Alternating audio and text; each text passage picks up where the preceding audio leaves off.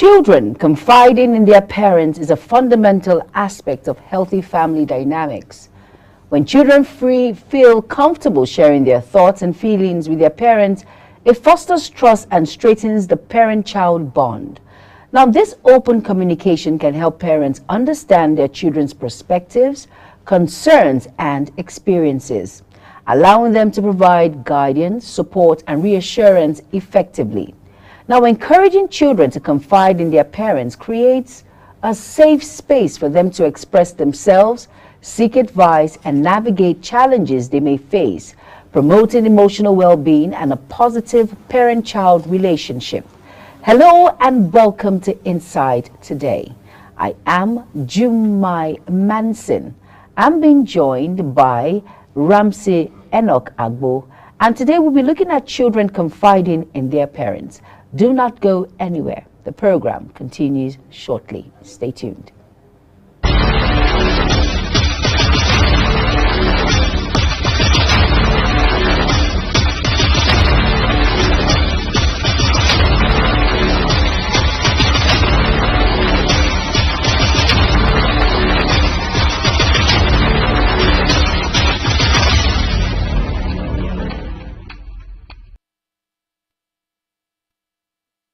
You're welcome back, and if you're just tuning in, it's Insight Today on Global Television. And like I said, today it's a very important topic: children confiding in their parents. And like I said, I am not doing it alone. I have my colleague, a friend, a father. He is a broadcast journalist, no other person than Ramsey Enoch Agbo. How are you doing? Yes, I'm fine. It's good to be on the show once again. It's always great to have you on the program Insight Today. Thank you very much. It's a pleasure being here. All right. Now we're looking at a very sensitive topic, talking about children confiding in their parents. Do you think it's overrated? A lot of children find it hard to actually talk to their parents one-on-one, tell them how they feel, tell them what they, feel the parents are too busy, don't you think? Apart from being too busy, the relationship that exists between parents and children matters so much when you want to talk about confiding in your parents or children. For instance, there are some parents. Apart from, I actually understand what you're saying. There are some parents that are lion of the tribe of their homes. As soon as the children get to hear that, okay, dad is coming in, they look for where to take shelter and all of that. There's a way these children are being talked to. There's a way relationship is being built, that these children will be open to confide in their parents. We've had cases where children are being maltreated by neighbors, even people in the house, uncles, aunties, living in the home, maltreat children, misbehave with children, and they can't talk because what they will. This is how it is. These people take advantage of the relationship that exists between the children and the parents. So if they do anything to these children, what they will tell the children is, if you tell your daddy, your daddy will beat you. If you tell your daddy, playing mind games. Yes, because you already know how the relationship between the children and the parents are. So these are leakages that people take advantage of to molest children. And I think parents have a whole lot to do. Let us talk about the active listening skills, like parents to fully pay attention when the child talks to them. Some parents, they're always in a hurry to hush the child. They tell you the child is saying something. I remember I interviewed someone. He says, listen to all the nonsense you think your child is saying, because when the child wants to say something that is sensible, he will not want to tell you about it. So it's better you listen and pay full attention. You think parents are too busy to actually listen to the child? They're always in a hurry to hush the child up because of their busy schedule. Well, some parents do that, which is very bad. Some parents will even go as far as calling their children parrots. You talk too much. But this is one thing with kids. In every nonsense, a kid, you think it's nonsense, but in every word, there is sense. There is sense in it. Anything, if a child is saying like 10 things, out of those 10 things, 7 may make sense. Sometimes 2, sometimes none at all. But if you're not sensitive to every of the words they said, by the time they will make sensitive statements, you wouldn't know, because they won't tell you what we're about saying. There is a sense in some part of it, because it's just like women. You know, women love talking. Like I've forgotten the ratio. Women talk how many I don't know the rate at which women talk. If a woman is talking to you, like someone will say, well, someone was given an instance, say maybe you just came back from the office and your wife keeps talking, Nagging. No, not nagging per se, just start saying, okay, this was what happened when you were away, or maybe they went out and they came in. When I went out today, this person said this person did this, I went to buy this thing, this person was nagging, this, you know, customer, they'll be saying so many things. You may not be interested in it, okay, because you will feel they are talking, Too what much. they are saying doesn't make sense to you, because you know how some men reason. But then, in everything a woman is saying, there is a sense in it, and there is a reason why they are saying it. By the time you don't give attention to everything they say, when they want to tell you the important things, you know, they may feel, okay, he's not going to pay attention. The same thing applies to the children. So the children need to be given a listening ear. Allow them to talk, all right? Allow them to just go ahead and talk. Don't call them names. A lot of people don't know.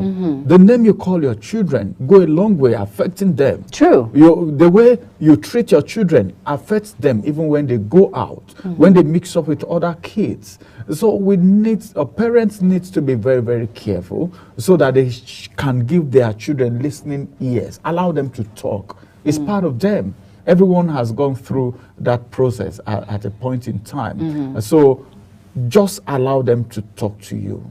Okay. When you say allow them to talk to you, now let's look at this critically. Who is more patient to hearing the child speak with them when it comes to that confidence the child builds? Is it the father or the mother? You don't even need to ask that, because everyone knows it's the mother. But some people will tell you, some fathers too are very See, patient enough. Psychologically, let's go to psychology and nature now. Okay. The girl child is attached to the father. True. Then the male children are attached to the mother. True. But then that doesn't negate the fact that these children, most times, they want to talk to their mother. I don't know how it happens, but naturally they believe their mother listens to them more. She's more and subtle. that's the reason why, if the children are hungry, if they need something, they want to pass through the mother to the father. Very true. Because they feel, mommy is always giving us what we want. Like for instance, going to visit the children in school. How many times do fathers go? But there is no visiting day that the mother will not go, whether she has enough to take to the kids or not. She would want to go. That's she true. misses them more. But this man is somewhere, all he is thinking about probably is how that baby will be fine in school, but doesn't know that getting connected to these children psychologically and emotionally will even help them study well in school. Just seeing you know how it feels. You've been there. You know that moment where you see your parents come see you and you jump at daddy, jump at mommy, and all of that. There is this feeling. There is this communication that happened at that point in time, and that goes a long way to create some level of familiarity. All right, now Ramsey and I will be going through some, for parents out there who want to start afresh in giving that leverage, that listening ear for their children to confide in them in order for them not to make mistakes, right, Ramsey? So it's important that you know that it's not too late. It's never late. You can start today. And we're just going to be pointing out some pointers in which you can start, key into, so you can start this journey of allowing your kids to confide in you. Now, one of it that I say it's very important is avoid judgment. Now, you have to create a non-judgmental space for open communication. When I say avoid judgment, Ramsey, can you throw some in-depth in it? Avoid judgment. Avoid judgment. This is it. Let me just start from this angle. Avoid judgment. Let me add to it. Avoid unnecessary comparison. Okay, comparing your children with other children. Exactly. You judge them based on what other children are doing, using other children's behavior as a yardstick.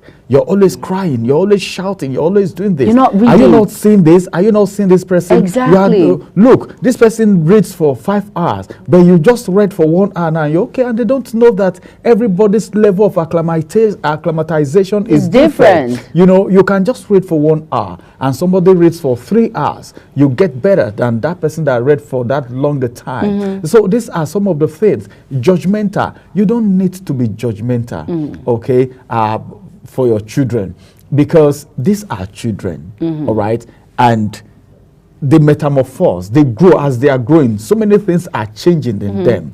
But that thing, that judgmental words, those hard words you're using on them at that level will affect them when they are supposed to grow past that level. That has stuck to their head. In their head. And you know, children don't forget. They don't forget. Children don't forget. So those words you are using, those judgmental words you are using, those things you are saying affects the child's next level of growth, unknown to the parents. You understand? Oh, some will say, daddy has already know whether if I pass or not. Highest is to flog me. Highest, Kai. This one, no.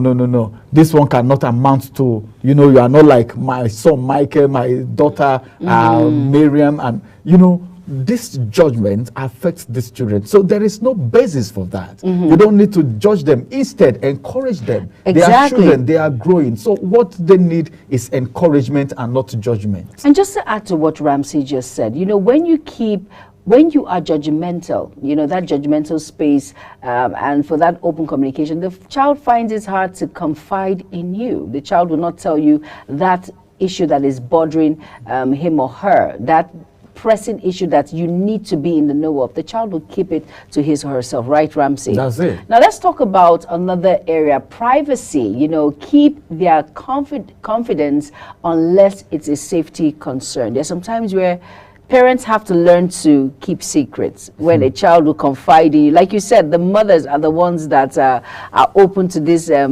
confiding issues with. The kids tend to confide in their mothers more. That's when the space or the circumstance permits it. Don't you think, Ramsey? That's it. One of the major mistakes a lot of parents make is that they think they are children and they don't have they don't have privacy. Some parents think because they are children they don't have privacy. They do have. Really? They do have, and they are very sensitive to it. But let me ask you a question, Ramsey. Yes. For a parent who is looking at you right now, and what is Ramsey Enoch Agbo talking about? When I gave birth to this child, do you realize that I paid the school fees of this child?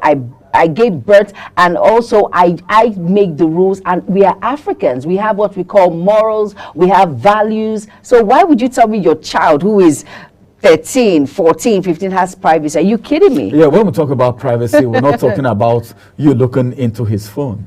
That's not what we're saying. Everything encompassed when it comes to when the child wants to cover his or herself, and you tell, what are you hiding? My friend, come here. No, or something. These things are in level. These things we've heard in the past where, I don't want to say devil now, where some people mess up with their children. God forbid. Okay, mess up with their children. There are certain things that happens. So there is this age, okay, when your daughter gets to the age of puberty, of course, you're trying to tell them uncle should not see your nakedness. So you who is the same age with uncle should also learn not to invade their privacy, to see their nakedness. But these are babies. No, that will make them believe what you're saying about uncle. Very true. Okay, because you're building some form of confidence. Then when we talk about privacy, okay, for children who are much younger, what are we talking about? Sometimes your children do certain things and you tell them, oh, I will tell auntie. I will tell auntie in school. Then they start crying, please don't tell auntie, please don't tell auntie. That is to tell you that these children have right to privacy, meaning at their level they feel there are some things their auntie shouldn't know. But let me ask you a question, Ramsey. What at the point of when do I need to stop checking my child's phone? At what point? Because we're talking about privacy now, and we want to give them that benefit in quote and unquote. There is no time that you shouldn't check your child's phone. You're the one talking about privacy now. No, that's a mistake a lot of people make. Okay. Husband and wife, when they want to talk about privacy, the only place their mind goes to is checking a phone. What's phone? No, What's phone? See, that's the mistake a lot of people make, even adults. If you want to talk about invasion of privacy, the first thing that comes to their mind is, he's always checking my phone. She's always checking my phone. It doesn't he think I have privacy? That's not privacy. That's just a part of privacy. Okay, let's relate it to the children now. If we're talking about children now, your child, okay, should be open and free enough. And that's the reason we talk about communication. That's the reason we talk about building a very good bond between you and your children, good relationship. Your children should not even be scared when you pick up their phones. Do you know that a lot of people make this mistake? By the time a child is erring, and the only thing you do is nagging, beating, you're already pushing that child that keep doing what you're doing. That's what it means. Really? Because at a time, the child will say, what else? He's going to nag. But wait a minute, Ramsey. What else? He's going to beat me. But wait a minute, Ramsey. I know, you know, this part of the world where we are from, we believe in discipline. I know that growing up as a child, I know if you spare the rod, you spoil the child. And but where do I draw the line as a parent? For as much as I want my child to confide in me, I want to be your friend, but I still want to pass the message that, hey, I'm the mom, I'm the dad, I still call the shots.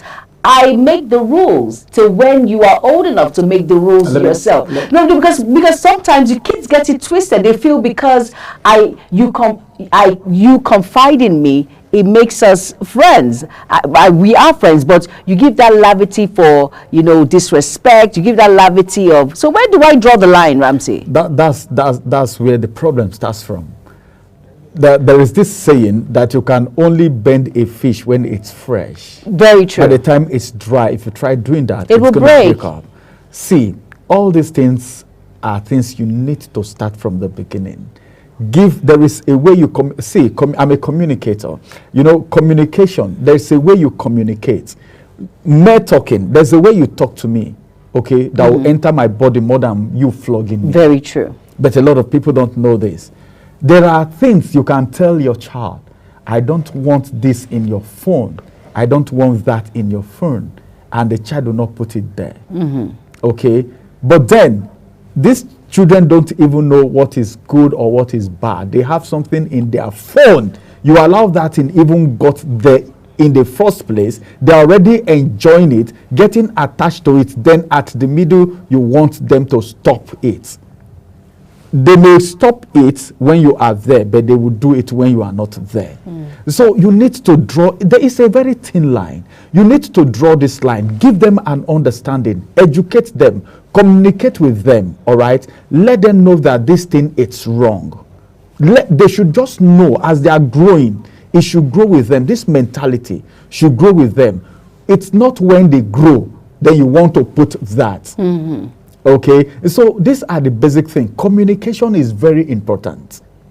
Your child can even call you from anywhere they are, okay, to tell you this is what is happening. Because of the kind of openness, the relationship you've built with them, they are open to an extent. You ask the question, at what point should I stop invading my child's privacy? Maybe I don't know if you are referring to maybe seeing their nakedness. No, everything encompassed. Okay, maybe nakedness, check their phone, stop flogging them, or is that what you're saying? Yes, exactly. For me, corporal punishment is not even part of it for me. Okay, there's a way you train a child. The day you raise your hand, that child will say, what? Mommy raised hand against me today. It means what I did is just too bad. I will never do that. That is, you understand? That is a child that know that, hey, mommy of all people raise her hand. Wow, this thing that I did is too bad. But a child that's already used to it, raising up your hand is nothing new again. In fact, it sees it as hurry up and do it. There is a way you bring up these children. Children differ. Okay? Children, Children differ. That's why I will always tell parents, you have a whole lot to play, a whole lot of role to play. So these are some of the little things. Start it from the beginning. Talk to them. No, some people don't even know when to talk to children. You think shouting at them, Really? that one is not entering. No, it doesn't enter. There are times you sit your children down to talk to them that the thing will enter. Some people think it's only adults that need a serene environment to be talked to. Some people think it is only when it's time for romance. You take someone out to a very cozy place, make the person enjoy himself or herself. Then you tell the person, I love you, and you feel that is the time it will enter. Children are very sensitive too. So when do you talk to quickly now, Ramsey, when do you think is the appropriate time to talk to the children? And for someone who hasn't done this at all, that the children or the child finds it hard to confide in them, how do they go about it? Children varies. What works for one may not work for the other. True. So these are the areas we need to study, the psychological and emotional aspect of our children. Children differs. There are some children that are naturally quiet, and those ones, you need more care. You need extra assignments. You need more work you have to do more work on them. Okay. So back to your question now. How do we talk to these children? Quickly now. Yeah, quickly. Just know the period when they are very quiet. There are times, naturally human beings, there are times that they can assimilate. There are times that they cannot assimilate. Study your child and know the best moment of that child when you can talk to that child. Make that child feel comfortable. It's not with spread his rod, you spoil the child. Yeah, we know. But everything, don't make your children get used to nagging and flogging. Then you take away the communication and relationship and bonding aspect of it away and take it away. So if you want to talk to your child, study your child very well. Know when that child is settled, when you can talk to the child. Some people say for the male child, you wake the child up early hours of the morning and just depending on the age. That's when he sinks in. Depending on the age. If you wake some children up when they are feeling sleepy, you are really wasting your time. That's why I said it differs from child to child, and it depends on the age. Thank you very much. Oh my goodness, our time is fast spent. Thank you so much, Ramsey Enoch-Agbo, for being a part of Insight today. And I want parents to understand that being available for their children to confide in them is crucial for building trust, fostering open communication, and supporting the emotional well-being of the child. Now, when parents make themselves accessible and approachable, children feel more comfortable sharing their thoughts, feelings, and concern. Now, this openness strengthens the child-parent bond, promotes a sense of security, and enables parents to provide guidelines and support when needed. Love is the answer, and being accessible is very important. Thank you all so much for being a part of Insight today. Thank you so much, Ramsey Enoch-Agbo, for being a part of the program. You're welcome. I am Jumai Manson. Have an amazing day ahead. Bye-bye.